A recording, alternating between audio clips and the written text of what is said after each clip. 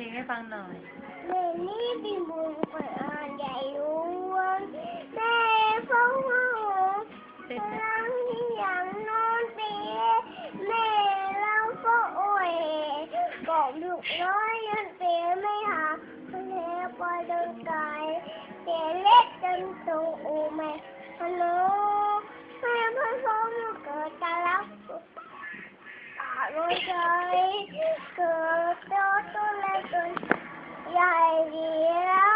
ยใส่น้ำหัวหายมือวางชิ้นเอ็นหายดีขาน้ำนมแม่ลี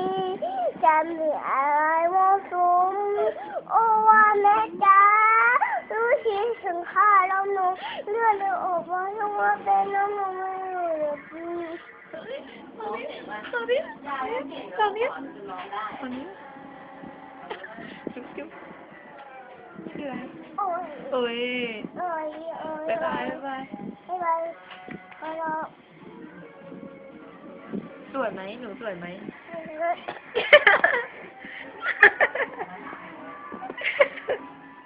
เซิร์งเหรอคะ